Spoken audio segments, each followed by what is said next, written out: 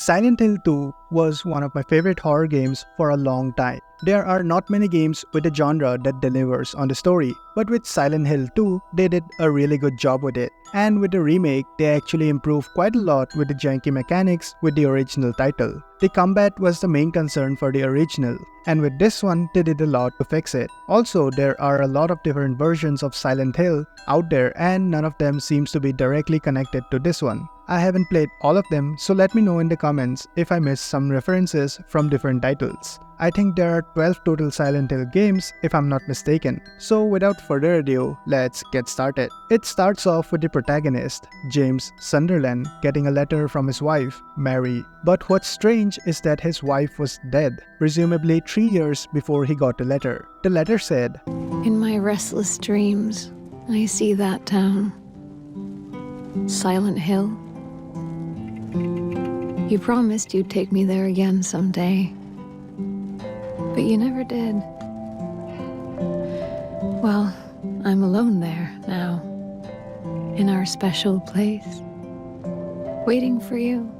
Initially, James thought that someone was playing a dirty prank on him, but the handwriting was almost identical to her, and also the thought that what if somehow his wife was still alive lingered in his mind, and he went to Silent Hill, Maine, the place described in the letter from his wife. He reaches Maine, but the whole area is covered in fog. That's one thing I liked better in the remake, is that they toned down the fog a little. In the original, it felt like we were watching a widescreen with the main character walking in the middle. After a brief walk, James meets with Angela, who was searching for her mother. They have a brief talk, and James asks her for the direction to the town. Although Angela did direct him the correct way, she seemed to think that the town was dangerous. But James was ready to face anything if it meant he could see his wife again. So they both parted ways, wishing each other good luck in finding whom they were looking for. It didn't take long for him to find out that Angela was right. Not only was there fog thick enough to blind you, but the town was totally abandoned.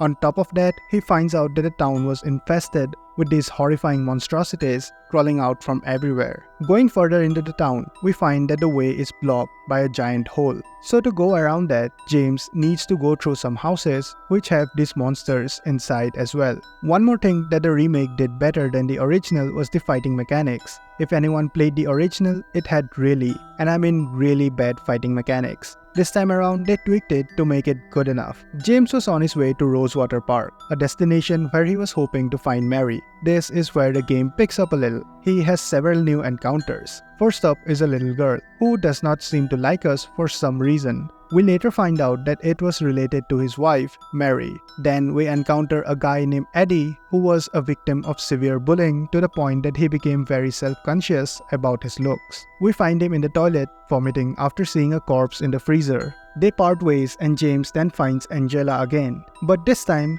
she seems to be in a very bad state. She is holding a knife in front of a mirror, seemingly to take her own life. James manages to persuade her to not to do anything stupid, but she still flees away in panic. He then gets out of the madhouse where he had all those encounters and finally meets with a girl who seemed to dislike us. This time, however, they manage to have a conversation, and he finds out that her name was Laura. This conversation wasn't a pleasant one to say the least, as Laura runs off again, but not before saying things like she knew Mary and that James didn't love her enough. This was confusing to James because he had never met the girl, but she seems to know a lot about his wife, who had been dead for almost 3 years now. With all the thoughts in his head, he moved on forward to uncover the mystery. He made his way to Rosewater Park. The person he met shocked him a little, as she was the spitting image of his wife, Maria. They even had similar names too, Mary and Maria. But what's more crazy about that encounter was that she seems to know about things that only Mary and James knew.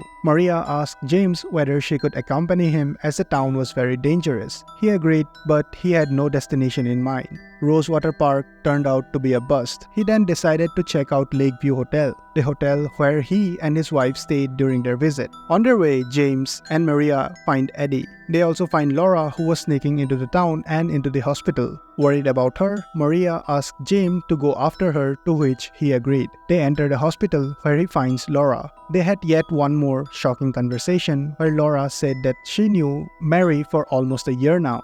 James seemed to lose his cool now with all these delusional talks, but Laura escapes yet again to find a letter left by Mary which had all the things she said written down. With all the ruckus going down, both James and Maria seem to find themselves in the center of chaos and they ran to escape the hospital. Unfortunately for Maria, it didn't end well. She was killed right in front of James, or so he thought. Deeply saddened by the incident, James thought to only concentrate on finding Mary and journeys to the hotel.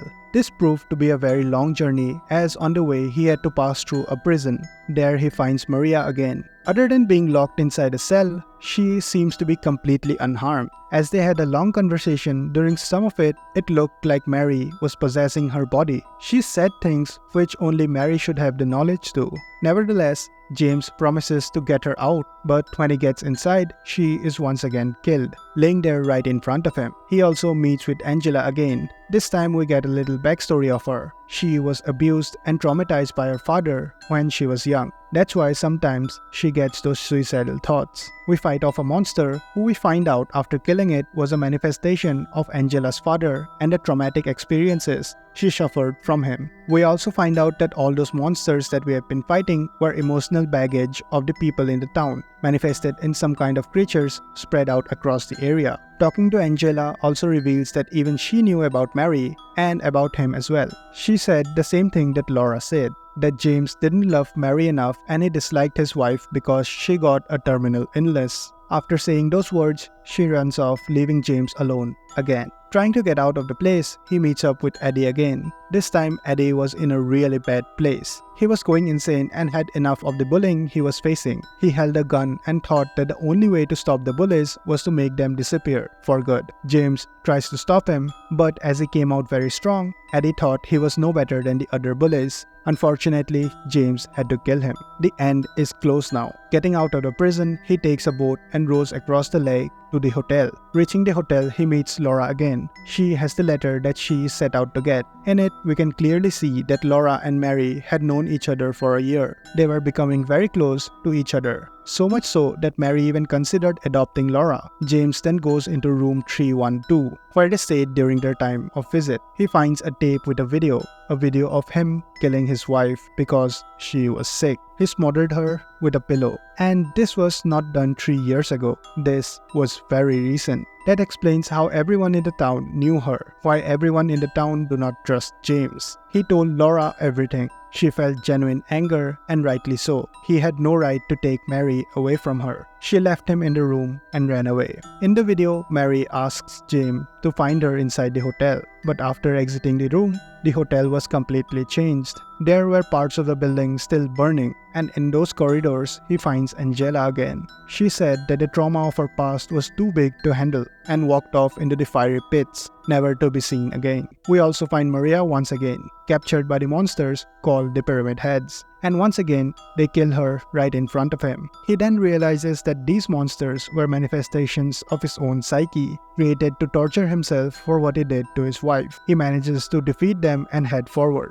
This is where the story ends. There are 6 different endings, 3 of which involve some weird scenes where they get invaded by aliens or something. But the main ones are the ones we will discuss here. In the first ending, James meets with Mary and they had one final conversation. In that conversation, Mary forgives him for killing her and James leaves Silent Hill along with Laura. The second ending is where James could not escape his guilt of killing his wife and he takes her body and drives off to the lake, killing himself. The third ending is where he finds Maria again and they get together. But as they were leaving Silent Hill, she gets the same sickness that Mary had, starting the same cycle for James once again. So that was the story of Silent Hill 2. It was one of the better ones in the genre as there are not really too many story-driven horror games out there. As for this one, I truly enjoyed it when I first played through it. The original game's combat mechanics were something to be desired, and there were long-running sections, which were very slow, and they were in between very story-heavy sections, which kind of messes the flow of the game. But they have improved the mechanics a lot in the remake, and it was more fun to play with. Hope you guys enjoyed the video. If you did, hit that like and subscribe button as it helps me out a lot. If you liked this video, then maybe watch the full story of Alan Wake 2, another one of the good story-driven horror games which actually delivers. See you in the next one.